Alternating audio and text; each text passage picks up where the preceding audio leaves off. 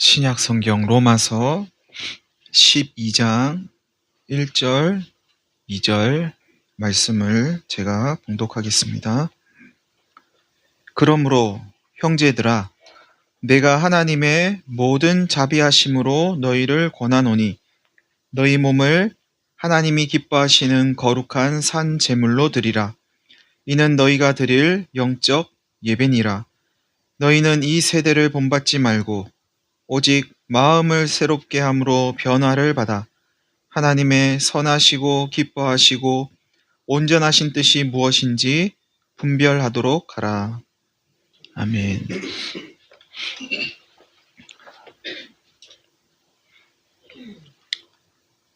그러므로 형제들이여, 제가 하나님의 모든 자비하심으로 여러분에게 권합니다. 여러분의 몸을 하나님이 기뻐하시는 거룩한 산 제물로 드리십시오. 이것이 여러분이 하나님께 드릴 영적 예배, 합당한 예배입니다. 하면서 오늘 본문이 시작합니다. 16장까지 있는 로마서를 두 부분으로 나누면 1장에서 11장, 12장에서 16장 이렇게 구분할 수 있는데요. 오늘 본문은 이 뒷부분 12장에서 16장까지의 서론이라고 할 수 있습니다. 서론이면서 결론이기도 합니다. 바울이 하나님의 자비하심으로 권한다는 건 여러분이 하나님의 사랑을 받았다고 믿는다면 그 사랑에 힘입어 이 말씀을 받아들이는 것이 마땅하지 않겠습니까? 하는 이야기이기도 합니다. 하나님의 사랑이 어떤 사랑인가에 대해서는 이제 그러므로 앞부분 로마서 1장에서 11장까지에서 이제 설명을 했습니다. 그 내용을 간략하게 요약하면 이렇습니다. 인간은 악을 일삼고 있고 하나님 앞에서 모두 다 죄인입니다. 이방인도 죄인이고 유대인도 죄인이고 하나님 앞에서 죄인 아닌 사람이 없습니다. 모두 다 죄인이기에 하나님 앞에서 의롭다고 인정받을 수 있는 사람은 한 사람도 없습니다. 그런데 하나님께서 의롭다고 인정하시는 길을 열어주셨습니다. 그 길이 바로 예수 그리스도입니다. 하나님께서는 모든 인간이 죄인 되었을 때 예수를 그리스도로 이 땅에 보내셔서 하나님의 사랑을 확증하셨습니다. 그리스도 예수 안에 있는 사람은 죽음과 죄와 율법에서 해방되어 성령 안에서 새로운 삶을 살게 됩니다. 죄 가운데 태어난 인간이 하나님 앞에서 의롭다고 여겨지는 것은 전적인 하나님의 은혜입니다. 본래 하나님은 이스라엘을 통해 온 민족을 구원하길 원하셨지만 이스라엘이 하나님을 받아들이지 않자 하나님은 이방인을 구원하셔서 이스라엘을 시기나게 하셨습니다. 마침내 하나님께서는 이방인과 유대인, 온 인류를 구원하실 것입니다. 이게 이제 로마서 1장에서 11장까지의 내용입니다. 예수로 말미암아 의롭다 여겨지고 죽음과 죄와 율법에서 해방되어 성령 안에서 새로운 삶을 살게 되는 게 전적인 하나님의 은혜라는 걸 알고 믿게 되었다면, 그렇다면 이제 이렇게 살아야 하지 않겠습니까?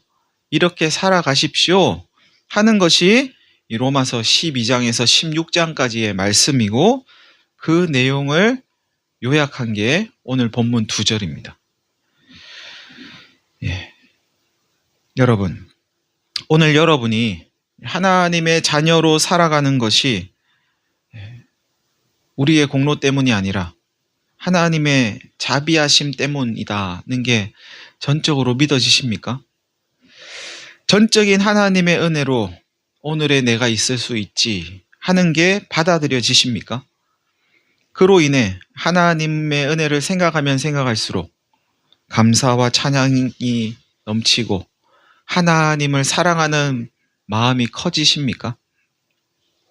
하나님을 사랑하는 마음으로 사도 바울의 권면에 다시금 귀를 기울여 보시기 바랍니다. 형제들이여, 내가 하나님의 모든 자비하심으로 여러분에게 권합니다. 여러분의 몸을 하나님이 기뻐하시는 거룩한 산 제물로 드리십시오. 우리의 몸을 드리랍니다. 몸을 하나님께 제물로 드리는 데에는 우선 소극적인 의미가 있습니다. 여기에. 그 제물은 구약 시대에 하나님께 예배 드릴 때 사용했던 양이나 염소나 비둘기나 이런 가축을 말하죠. 그 가축을 잡고 각을 뜨고, 각을 뜬다는 건 부위별로 이렇게 나누는 거예요. 다리, 팔, 어디가 팔이고 어디가 다리인지 모르겠는데 앞발, 뒷발, 몸통 이렇게 나누는 겁니다. 이렇게 이게 각을 뜨는 거예요. 그리고 그걸 불에 태워가지고 하나님께 드리는 것이 제사였죠. 우리 몸을 하나님께 산 제물로 그렇게 드리랍니다.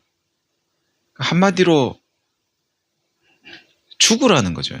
이게 끊임없이 자기 욕망을 추구하는 우리의 자아를 죽여서 하나님께 제물로 드리라는 이야기입니다. 자신이 먹고 싶은 대로 마음을 품으려고 하는 자기의 마음을 죽이고 자기 마음 먹고 싶은 대로 마음 먹으려고 하는 그 마음을 죽이고 자신이 생각하고 싶은 대로 생각하려고 하는 자기의 생각을 죽이고 자신이 하고 싶은 대로 하려고 하는 자기의 행동을 죽이고 자기가 말하고 싶은 대로 말하려고 하는 자기의 언어도 죽이고 그렇게 자신을 죽이라는 말씀입니다.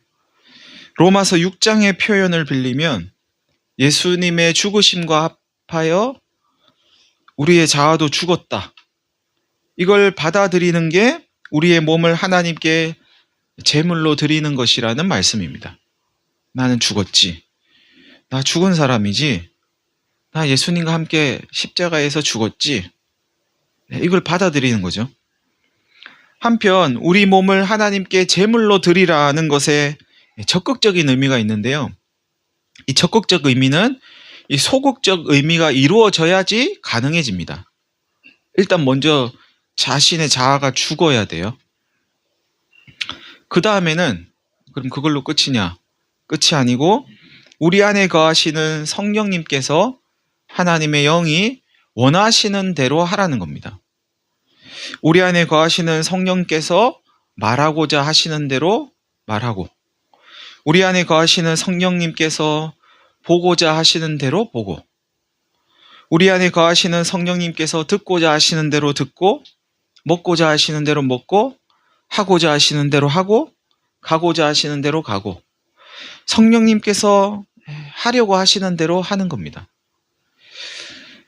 한마디로 내가 원하는 어떤 걸 해달라고 주장하는 게 아니고 하나님의 뜻을 받아들이는 겁니다. 하나님이 하려고 하시는 걸 내가 해야 되니까 하나님을 받아들여야 되는 거죠. 이것을 가장 잘 보여주는 성경의 인물 중 한 명이 예수의 어머니 마리아입니다. 하루는 천사가 마리아를 찾아와서 말합니다. 은혜를 받은 자여 평안할지어다. 하나님이 너와 함께 하시도다. 그러니까 마리아가 왜 갑자기 저한테 그런 이야기를 하세요? 이러니까 천사가 이야기하죠. 마리아야 무서워하지 말아라. 네가 하나님께 은혜를 입었다. 네가 잉태하여 아들을 낳을 것인데 그 이름을 예수라고 해라. 그가 큰 자가 되고 지극히 높으신 하나님의 아들이라고 일컬어질 것이고 하나님께서 다윗의 왕위를 그에게 주실 것이다. 마리아가 말합니다. 저는 남자를 알지 못하는데 어떻게 그런 일이 있을 수 있어요?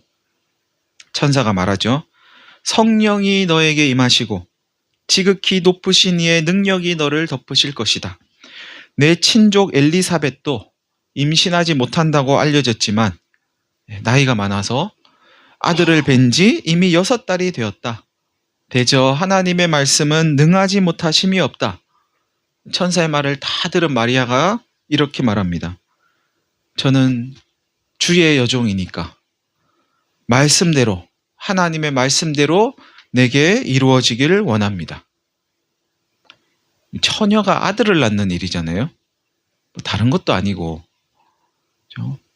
너 심부름 좀 해라 이런 것도 아니고 아들을 낳아야 되는데 처녀인데 이것이 하나님의 뜻이야. 이러니까 마리아는 온몸으로 그걸 받아들입니다. 하나님의 말씀대로 제 몸에서 그런 일이 일어나기를 원합니다. 그러니까 이 몸 하나님 겁니다. 이 이야기를 한 거죠. 이거 하나님 몸이니까 하나님 마음대로 하세요. 제 몸은 더 이상 제 몸이 아니고 하나님 거예요. 하시고 싶은 대로 하세요. 그랬다는 거죠. 우리도 한번 고백해 볼까요? 하나님, 제 몸은 제 게 아니니까 이거 하나님 거니까 하나님 마음대로 하세요. 이 제 눈도 하나님 거고 귀도 하나님 거고 이 코도 입도 손도 발도 마음도 생각도 다 하나님 거니까 제 근육도 신경도 오장육부도 하여튼 이 몸의 모든 세포가 다 하나님 거니까 하나님 마음대로 하세요. 하나님 하고 싶은 대로 한번 해보세요. 이렇게 하나님을 받아들이는 것이 우리 몸을 하나님께 제물로 드리는 것이고 이것이 하나님께서 받으시는 영적인 예배, 합당한 예배라고 오늘 본문은 말씀하는데요. 하나님의 사랑 안에서 이런 삶을 살아내는 저와 여러분이 되시기를 간절히 바랍니다. 이어지는 본문은 하나님께서 받으시는 이런 합당한 삶을 살기 위해서 하지 말아야 할 것 한 가지와 해야 할 것 한 가지가 있다고 말씀합니다. 하지 말아야 할 것 한 가지는 이 세대를 본받지 않는 것이랍니다. 이 세대가 어떤 세대이기에 이 세대를 본받지 말라는 걸까요? 이 세대. 그 로마서가 기록될 당시에 지금 이 세대를 말하는 거죠. 이 세대는. 로마서를 기록할 당시에 이 세대. 그리고 오늘 우리가 살고 있는 이 세대는 분명히 시대적으로는 다른 세대죠.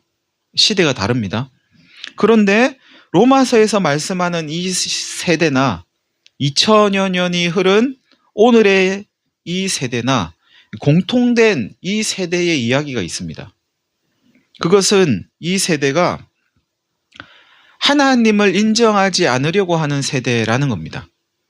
그때나 지금이나 하나님을 인정하지 않으려고 합니다. 하나님을 믿지 않으려고 하는 세대, 하나님을 주인으로 삼으려고 하지 않는 세대, 하나님 아닌 다른 것을 주인으로 삼고 섬기려고 하는 세대가 이 세대입니다. 그때나 지금이나 세상은 끊임없이 우리에게 속삭입니다. 네 인생의 주인은 너 자신이다. 그러니 너 자신을 위해서 너 스스로 네 삶을 열심히 꾸려봐라. 너에게 유익이 없다면 그것은 가치가 없는 거다. 너에게 이익이 되는 것이라야 가치가 있다. 네가 너를 위하지 않으면 누가 너를 위하겠냐? 너를 위해서 살아라.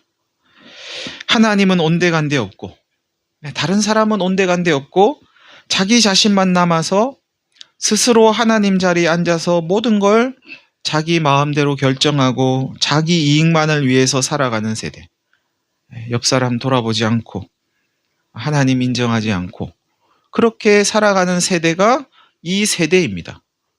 이 세대는 세월이 흘러도 궁극적으로는 똑같습니다. 계속 이 세대인 거죠. 계속 이 세대가 있는 거죠. 신약 성경 디모데후서 3장에 말세의 특징에 대해서 이렇게 말씀을 합니다. 너는 이것을 알아라. 말세에 고통하는 때가 이르러 사람들이 자기를 사랑하며 돈을 사랑하며 자랑하며 교만하며 비방하며 부모를 거역하며 감사하지 아니하며 거룩하지 아니하며 무정하며 원통함을 풀지 아니하며 마음의 머리를 이렇게 가지고 있는 거죠. 모함하며 절제하지 못하며 사나우며 선한 것을 좋아하지 아니하며 배신하며 조급하며 자만하며 쾌락 사랑하기를 하나님 사랑하는 것보다 더하며 경건의 모양은 있으나 경건의 능력은 부인하니 이 같은 자들에게서 돌아서라. 이게 말세의 특징이래요. 근데 이걸 잘 보면 이 말세가 언제인가를 알 수 있습니다. 말세의 특징을 쭉 이야기했는데 말세가 언제인가? 항상 말세입니다. 항상. 그렇지 않아요? 항상 사람들은 자기 사랑하고 돈 사랑하고 무정하고 그래요.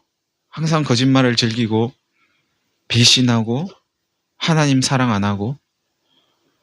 다시 말하면 말세는 시간적인 개념이라기보다는 야 이제 말세가 왔어. 이런 말 언제부터 여러분 해보셨어요? 언제부터 들어보셨어요? 제가 태어났을 때부터 말세라고 했던 것 같은데 지금도 계속 말세라 그러잖아요. 사람들이 계속 말세예요. 예수님 때도 말세라고 하잖아요. 계속 말세예요. 그러니까 이게 시간적인 개념이라기보다는 하나님을 주인으로 삼지 않고 살아가는 사람들의 특징이라고 할 수 있습니다. 하나님을 주인으로 삼지 않는 사람들은 항상 말세를 살아간다는 이야기입니다. 그들의 삶이 말세인 거예요. 그들은 항상 끝을 살아가요. 하나님 없는 사람은 항상 끝을 살아가요. 항상 벼랑 끝에서 살아가는 거죠. 이게 말세인 겁니다. 시대적으로 말세가 아니고 반대로 하나님을 인정하는 사람은 항상 처음을 살아가겠죠. 끝을 살지 않고 항상 시작하는 거죠. 항상 처음을 살아가요. 매일이 처음인 거죠. 이거 뒤에 이야기해야 되는 건데 답이 나와버렸네. 자기를 사랑하고 돈을 사랑하는 요 다음 구절에 다음에 나온 이야기들 있잖아요.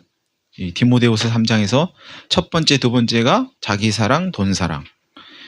이 내용 뒤에 나오는 내용들은 요 두 개에서 파생된 거라고 볼 수 있습니다. 그러니까 모든 것은 여기에서 비롯됩니다. 자기만 사랑하는 부모가 돈 때문에 자녀를 해치기도 하고 자기만 사랑하는 자녀가 돈 때문에 부모를 해치기도 하고 자기만 사랑하는 아내가 남편이 돈 때문에 배우자를 해치기도 하고 자기만 사랑하는 어떤 사람이 돈 때문에 이웃에게 해악을 끼치죠. 나에게 이익이 되는 게 곧 선이다. 나에게 이익이 없으면 그게 악이다. 이런 생각으로 다른 사람이야 어떻게 되든 아랑곳하지 않는 모습. 이것이 말세를 살아가는 사람들의 모습이고 곧 이 세대의 모습이기도 합니다. 이게 이 세대입니다. 여러분, 오늘 여러분은 어떤 마음으로 이 자리에 오셨습니까? 저와 여러분이 하나님을 예배하는 자리에 나오는 이유는 무엇 때문인가요? 저와 여러분을 살게 하는 원동력은 어디에 있습니까? 하나님을 사랑하는 마음입니까? 하나님 사랑입니까? 혹 나 자신을 사랑하고 돈을 사랑하는 그것이 내 삶의 원동력은 아닙니까? 이 세대에 속지 마시길 바랍니다. 사람들이 다 그 길을 가도 하나님이 아니라고 하면 아닌 거죠. 우리는 그걸 믿는 거죠. 하나님을 믿는 건 그걸 믿는 겁니다. 그건 길이 아니라고 모든 사람들이 다 이야기를 해도 거기에 길 없어요. 그건 길 아니에요. 모든 사람들이 다 이야기를 해도 하나님이 그게 길이다 하면 사막도 정글도 길인 거죠. 우린 그걸 믿는 거죠. 그걸 믿고 이 길을 가는 겁니다. 그래서 성경은 사망으로 인도하는 길은 넓고 생명으로 인도하는 길은 좁다고 말씀합니다. 죽기 위해서 사는 사람은 아무도 없는데 생명의 길로 가는 사람은 적다는 말씀을 우리는 마음에 새길 필요가 있습니다. 다 살려고 사는데 다 사는 길이 아니라는 거죠. 자기도 모르게 어떤 사람은 사는 길인 줄 아는데 죽는 길로 가고, 믿음의 사람은, 하나님 믿는 사람은 남들이 볼 때는 죽는 길 같은데 생명의 길을 가는 거죠. 그런데 여러분, 하나님에게서 멀어지게 만드는 이 세대를 따르지 않고 하나님의 뜻을 분별하는 게 그리 쉬워 보이지 않는 건 이미 우리가 이 세대에 물들어 있기 때문인지도 모르겠습니다. 이 세대와 하나님의 뜻이 마치 이렇게 꽈배기 꼬이듯이 꼬여 있는 것 같아요. 하나님 뜻이라고 하면서 하는 어떤 일들을 이렇게 속속들이 들여다보면 하나님과 무관한 게 많습니다. 오히려 악한 게 많이 있습니다. 하나님의 이름을 부르고 하나님을 앞세우지만 하나님의 이름을 망령되게 하는 일들이 많이 있습니다. 꽁 잡는 게 매다. 뭐로 가도 서울만 가면 된다. 일단 성공하면 다 용납될 거다. 과정이 어떻든지 간에 결과가 중요하지. 이런 생각들이 우리 사회에 깊게 뿌리 내려 있고 우리의 신앙과 교회 공동체 안에도 깊숙이 들어와 있다는 것을 느낄 때가 있습니다.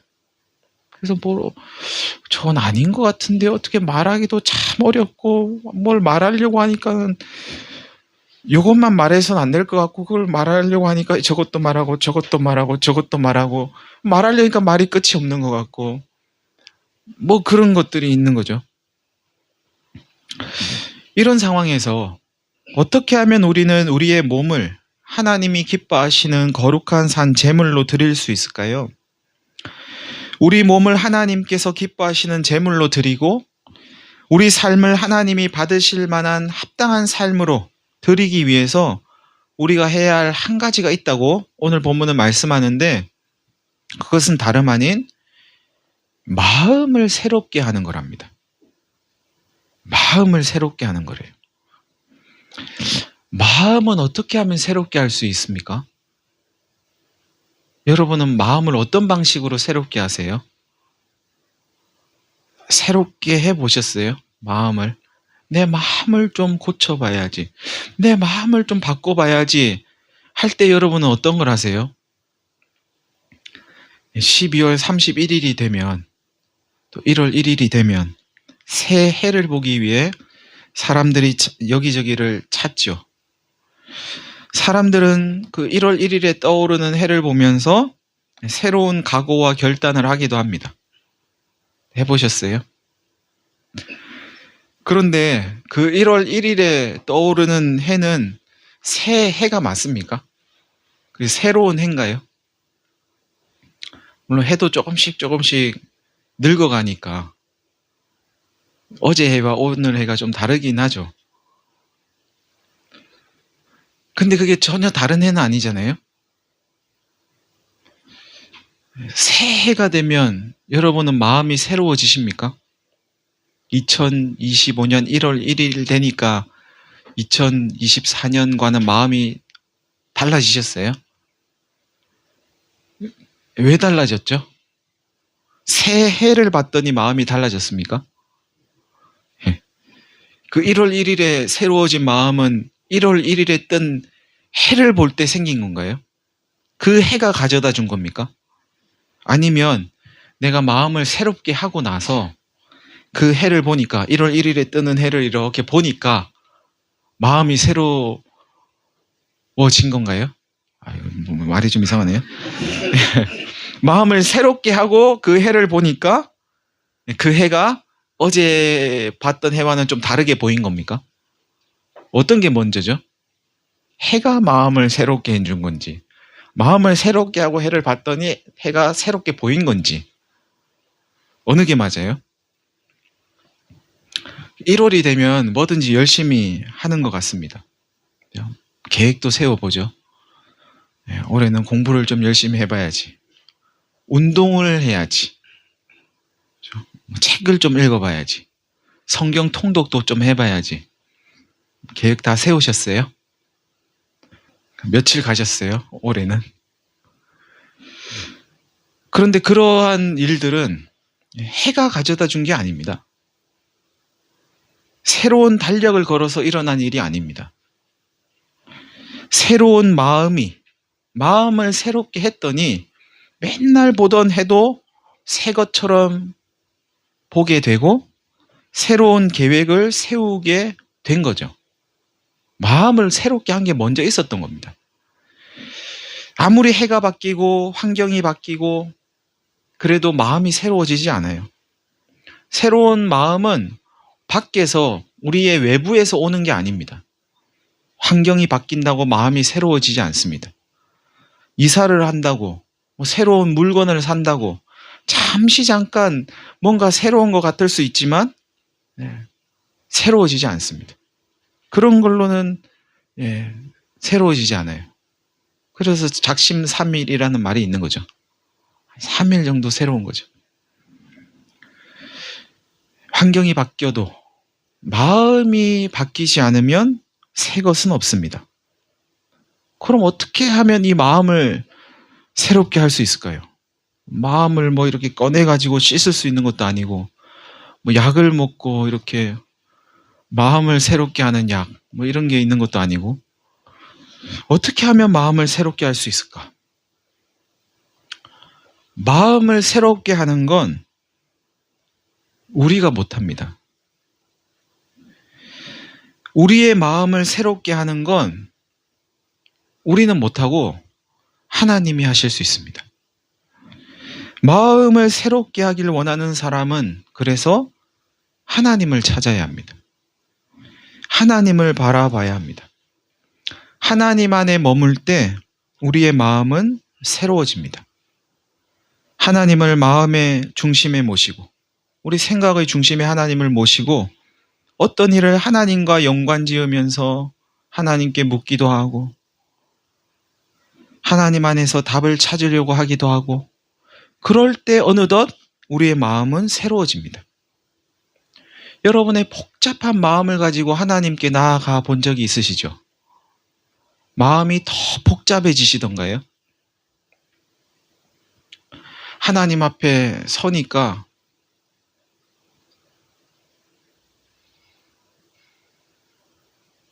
더 근심과 걱정이 몰려오시던가요?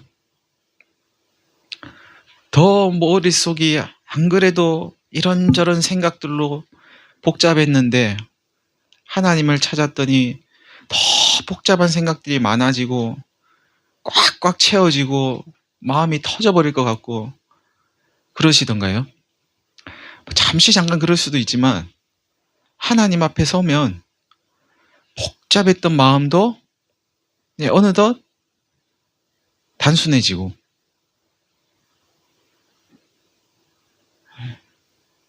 채워졌던 무언가가 어느덧 비워지고 내가 죄인이구나 하는 것을 깨닫게 되면서 뭔가 좀 간단해지고 그런 경험을 해본 적이 혹시 있지 않으십니까? 하나님 앞에 설 때 우리의 생각과 마음은 단순해지고 비워지고 새로워집니다. 전도서의 말씀처럼 해 아래는 새 것이 없지만 하나님 안에는 새로움이 있기 때문입니다. 누구든지 그리스도 안에 있으면 새로운 피조물이라. 이전 것은 지나갔으니 보라 새 것이 되었도다. 그리스도 안에 머물 때 우리의 마음이 새로워집니다. 하나님 안에 거하는 사람은 늘 처음을 살아갑니다. 늘 처음을 살아갑니다. 늘 새롭게 시작할 수 있습니다. 하나님 없는 사람은 늘 말세를 살아가고 늘 끝을 살아가고 하나님 안에 머무는 사람은 늘 처음을 살아갑니다. 하나님 안에 머물 때 반복되는 일상이라도 하나님께서 오늘은 또 나를 어떻게 인도하실까 기대하면서 새로운 마음으로 하루를 살아낼 수 있습니다. 마음이 새로워질 때 이 세대를 따르지 않고 하나님의 뜻을 분별하면서 우리의 몸을 하나님이 기뻐하시는 산 제물로 드릴 수 있다고 오늘 본문은 말씀합니다. 오늘 본문의 키는 마음이 새로워지는 겁니다. 여러분, 이 세대는 네가 너의 인생의 주인이다. 돈이면 안 될 게 없다. 하면서 끊임없이 우리를 미혹하고 유혹합니다. 세상의 가치를 담은 것들이 하나님의 뜻이라는 포장지를 덮어쓰고 개인의 신앙은 물론이고 교회 공동체를 미혹합니다. 저마다 하나님의 뜻이라고 하는데 서로 막 싸웁니다. 하나님의 뜻에 싸움이란 게 있을까요? 싸움에는 하나님의 뜻이 없지 않을까요? 그게 하나님 뜻이면 싸움보다는 억울해도 죽는 길을 선택하는 게 맞지 않을까요? 하나님의 뜻은 그냥 죽는 데 있습니다. 싸워가지고 이겨내는 데 있는 게 아니고, 이 세대의 미혹에 넘어지지 않으려면 우리의 마음이 새로워져야만 합니다. 마음을 새롭게 하려면 하나님을 바라봐야 합니다. 하나님 안에 머물러야 합니다. 하나님, 제 마음이, 제 생각이 하나님 안에 머물면서 오늘 하루를 시작합니다. 제 눈이, 귀가, 입이, 손이, 발이, 저의 호흡이 하나님 안에 머물러 있습니다. 오늘도 제가 하나님의 뜻을 분별하고 이 세대를 본받지 말고 하나님께서 받으시기에 합당한 그런 하루를 살아내게 해주십시오. 제 몸을 하나님께 드립니다. 사랑하는 성도 여러분, 매일매일 순간순간 하나님 바라보면서 하나님 안에 머물면서 마음이 새로워져서 이 세대를 따르지 않고 하나님의 뜻을 이루며 하나님 기쁘시게 해드리는 그런 삶을 살아내는 저와 여러분이 되시기를 간절히 바랍니다. 다 함께 한 1분 정도 기도하겠습니다.